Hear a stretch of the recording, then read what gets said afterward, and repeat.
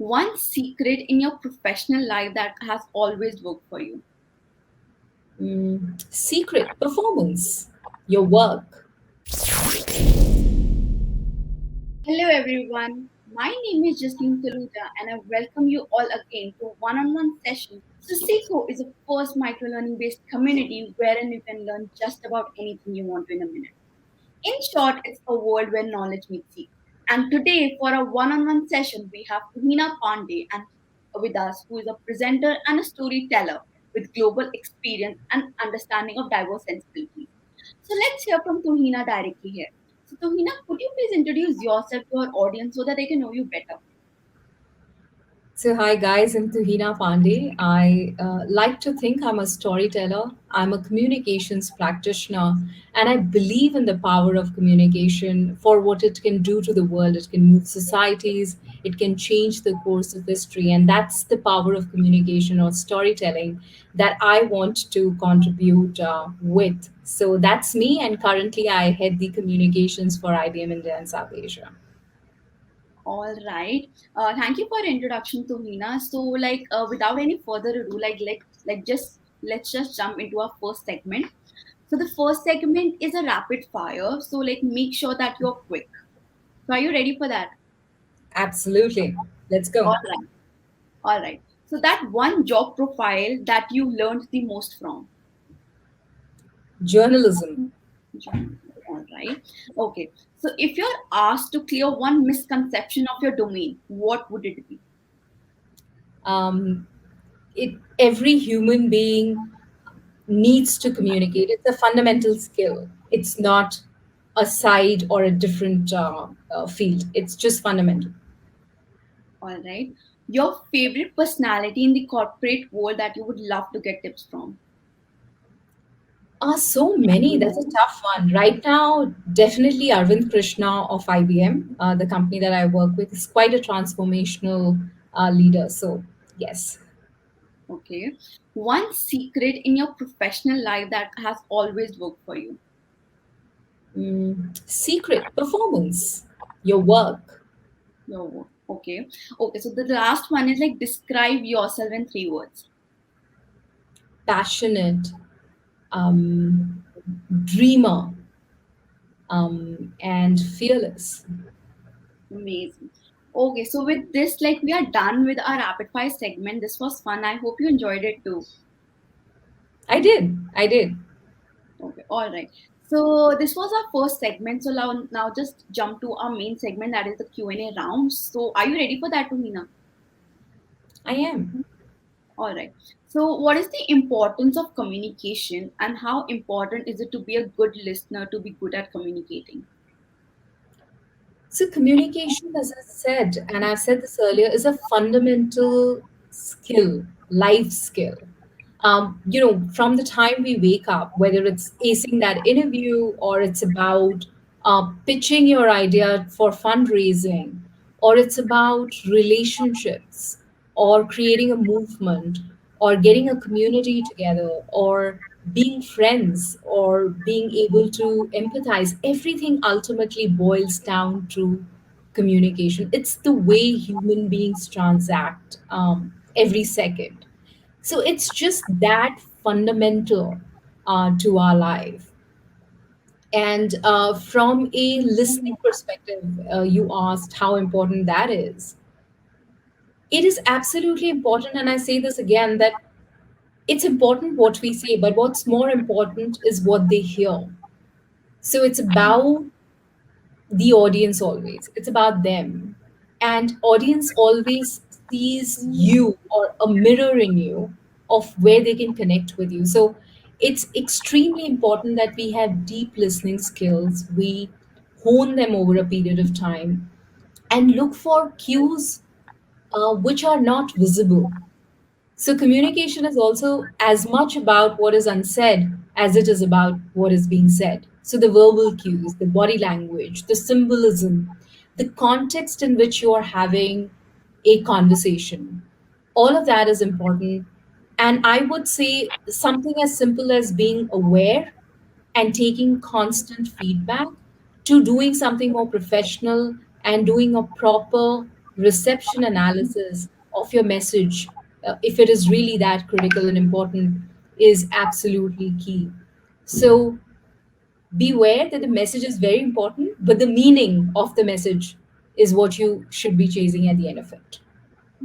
Well, I absolutely agree with you on this fact that it's not what we are saying, it's about how the audience is taking that message.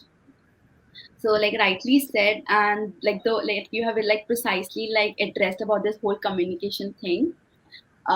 So yeah, so with this, like the second question is like what is storytelling and like how can one successfully like attain this quality? So storytelling is really about creating a bond. It's about emoting. It's about connections. It's about building a bond, trust, relationship. It's also, I say this, that it's the signpost of human civilization, signposts, and knowledge capsules that have traveled centuries in form of stories.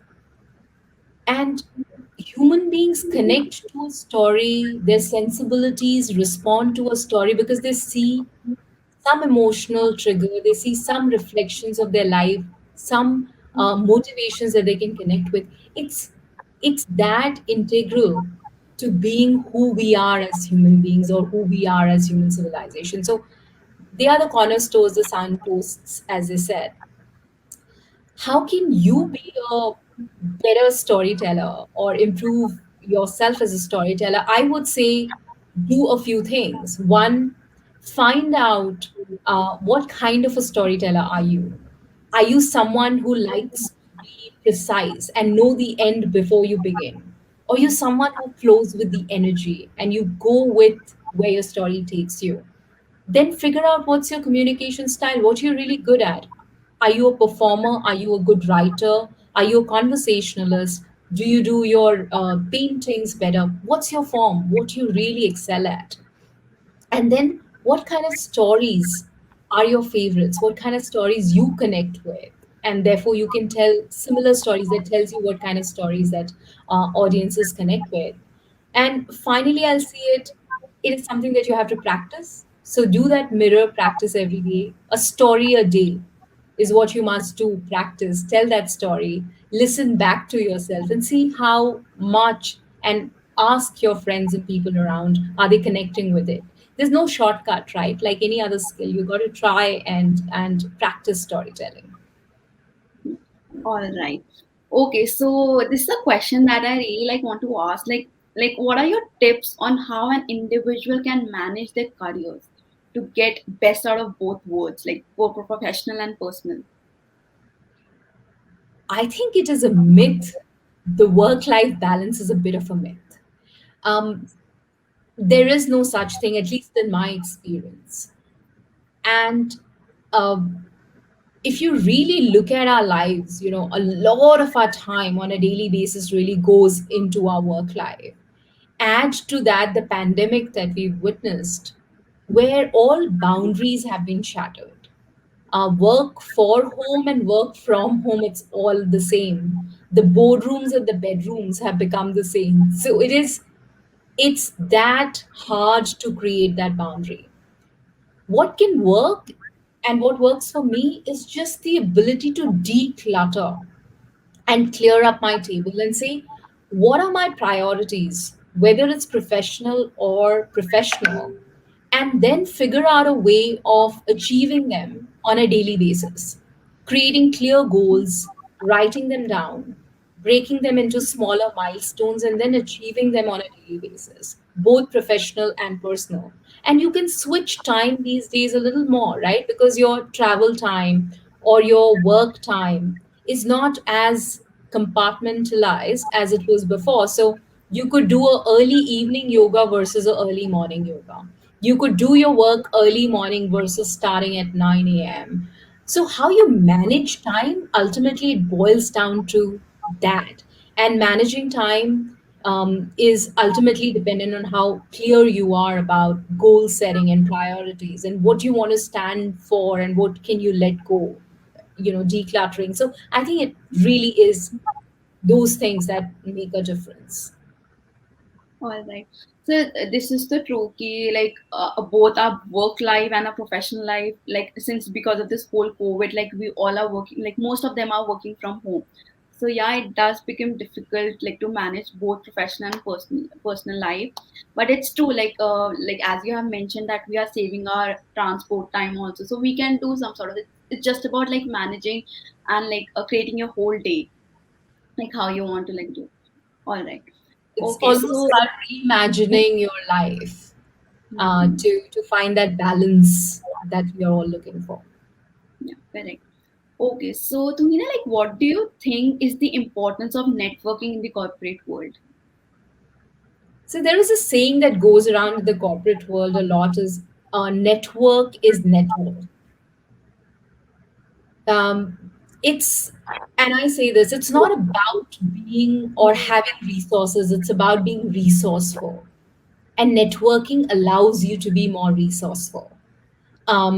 It's about creating support networks. It's about creating a common agenda of convergence where you meet people who have common shared purpose and how can you create the collective energy to further a cause that you believe in. It's also your support network, as I said, because you need help. Nobody is 100% self-sufficient, and it's a value exchange of ideas, skills, help that allows that network to become your support sort of bed. And then it's about furthering yourself as a professional. There's so much to learn and give and share with each other. And I think professional networking really helps you up your game, or helps you become a better professional, keep your axe grinded and sharp at the end of it. So I would say it's the way of life, and like I said, a lot of our time and life is about what we do professionally. So creating that support network is so critical. I would say it's quite fundamental in that sense. Hmm. Yeah, so it's about like giving, exchange, and knowing. So networking in corporate world is important as per you. It's about Absolutely. sharing knowledge and all. Absolutely. I will, however, say this, that it is not about running really hard but running in the opposite direction. So, why are you networking is very important. What's your purpose?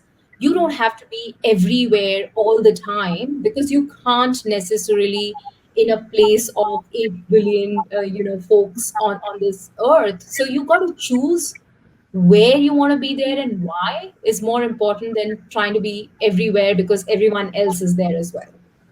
Correct, correct. All right. So, like, how has technology changed the way companies communicate with the general public or its employees? Technology has changed everything. In today's world, how we build relationships, how we socialize, how we express, how we learn, how we buy, how we consume, all of that has moved digital. And I can tell you with my own experience, when I joined IBM, I joined in an all virtual environment. And I have managed teams, I've worked with global, peers and colleagues to work towards a purpose and to get work done, which if you asked me in a pre-pandemic era, I would say, oh, maybe not possible, that it's not possible. So digitization or the digital world has changed that game. And there is no space or time anywhere anymore. You can be in Australia or America in matter of seconds through your virtual screens. So your time and space is gone. In a world like that, how you communicate is therefore very, very important, and it's so technology driven. And we are looking at other things that are happening.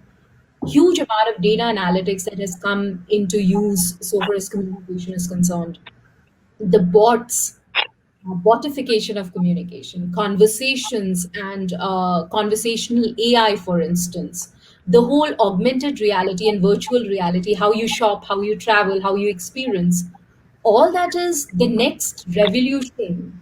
We are at the cusp, and we probably going to witness another revolution fairly soon, so far as technology in the communication space is concerned. I absolutely agree with this with you with this fact that technology has changed the entire thing. And even the next evolution that will come, like it will be all based on the technology only. Like even nowadays, like even if you're working from home, it's all because of this whole technology stuff only. Correct, correct. Okay, so the very next question is like, how does body language influence the observer perception of you?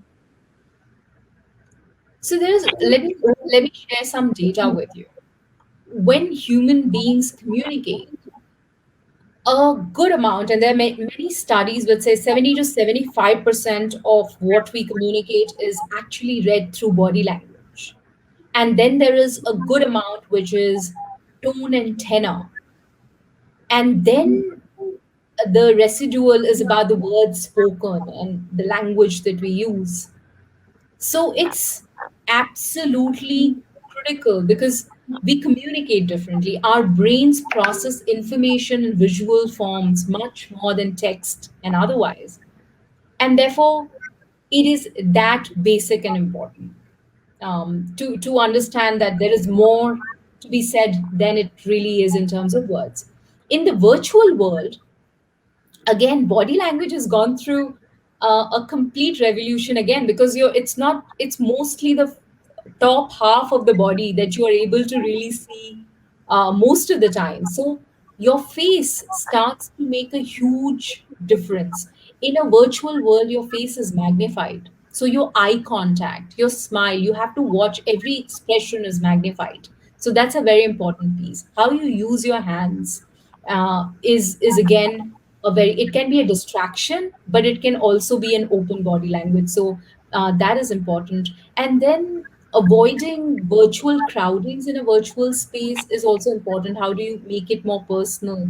All of that. So, and video fatigue also. People don't have body language all the time because there's a lot of podcasts, there's a lot of audio listening because people are tired visually, or video fatigue. In that case, the tone and tenor becomes a very important piece in the virtual world. So, body language again getting redefined as we go ahead.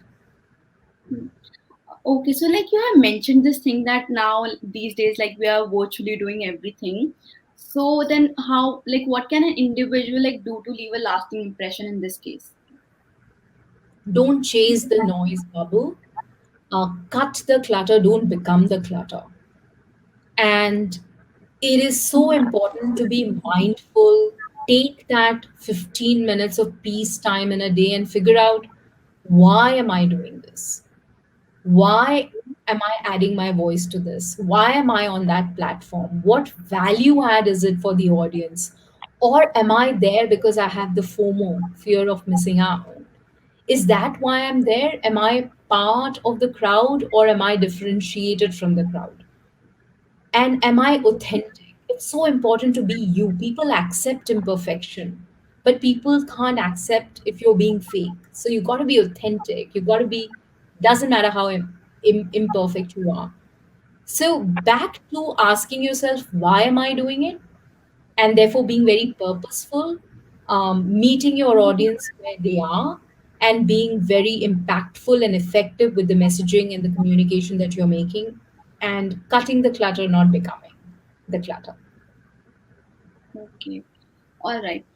So like what are the common challenges one has to face like while building and managing your corporate career? First of all, you have to understand that there are competing um, careers around you. You're not the only one. It is a collective. And you have to understand, what does the corporate stand for, what are the objectives, what are they trying to drive. You have to figure out the ways and means of working with people who may not always agree with you. How do you work, be agreeable with disagreements? How do you create an agenda of convergence? And how do you find an intersection point of what you stand for, what your interests are, what you're really good at, with the objectives, drive, and the purpose of the organization, and then drive that for maximum outcome. Because ultimately, that intersection points matter where there is growth for everyone, the win win formula, as we call it, it's the toughest to find because you can be lost in the woods.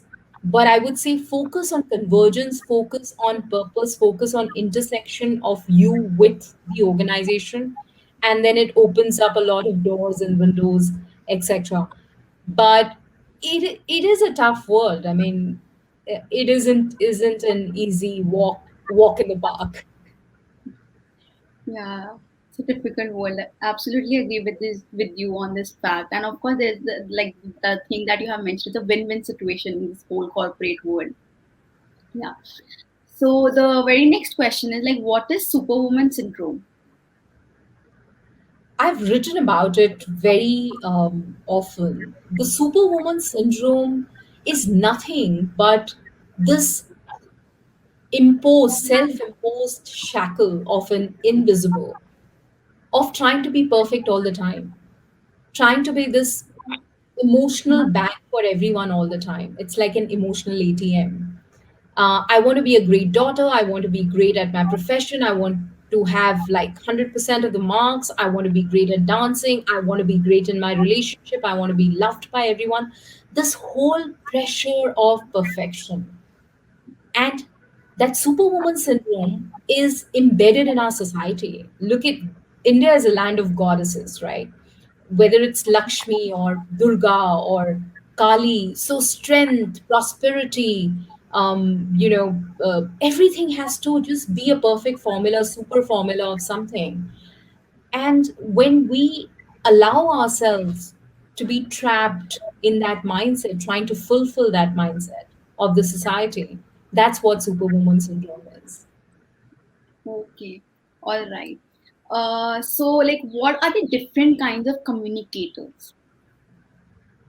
All kinds of communicators. Very interesting question. So typically, I would say there are extroverts, introverts, and ambiverts who are in middle of the lay of the land. Extroverts obviously love the energy of the others. They love to hang out with others. Their energy multiplies. They love to talk to each other.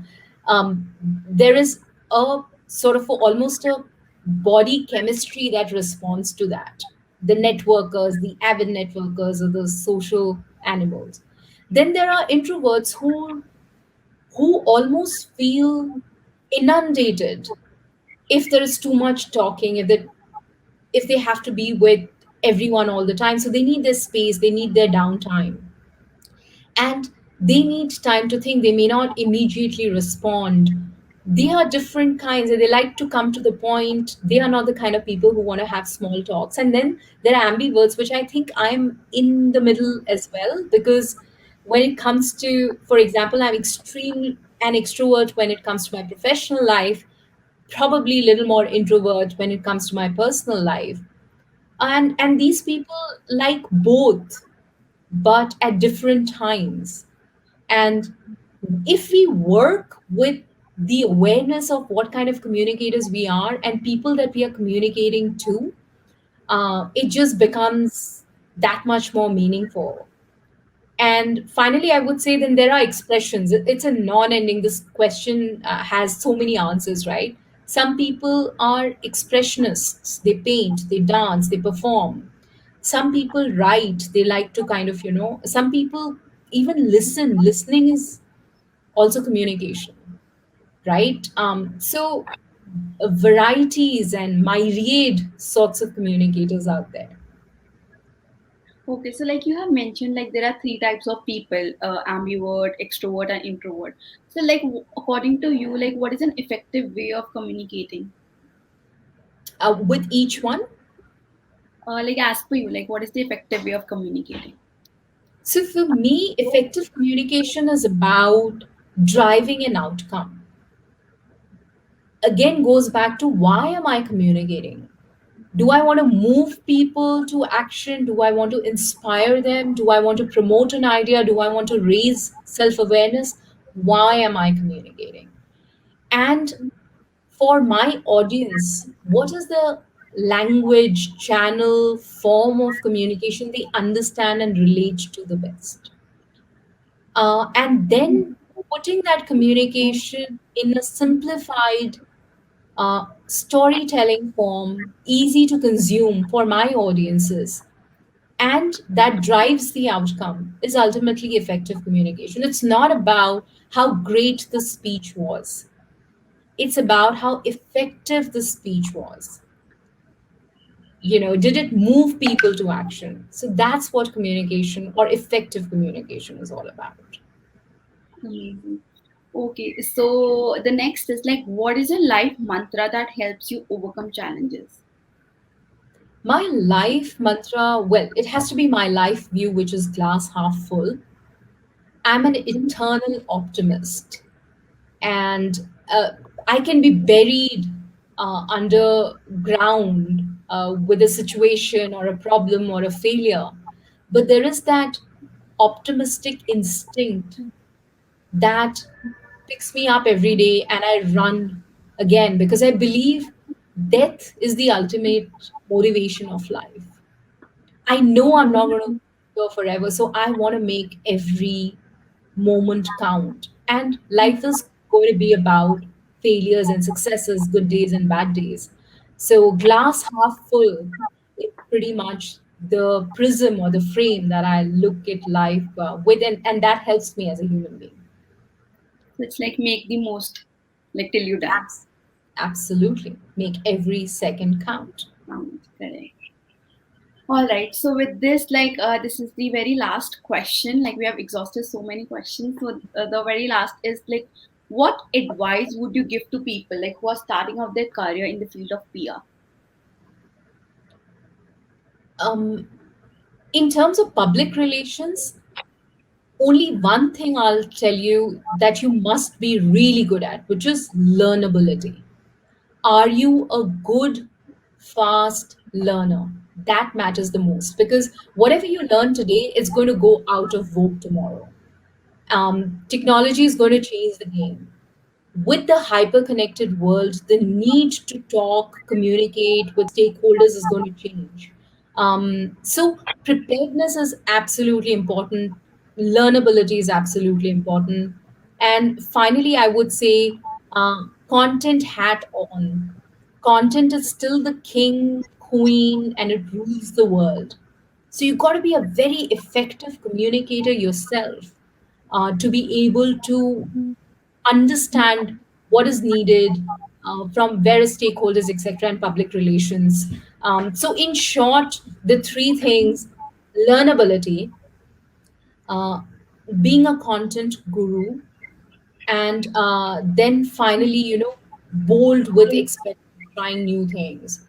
Those things are going to be super critical if you're starting out in public relations.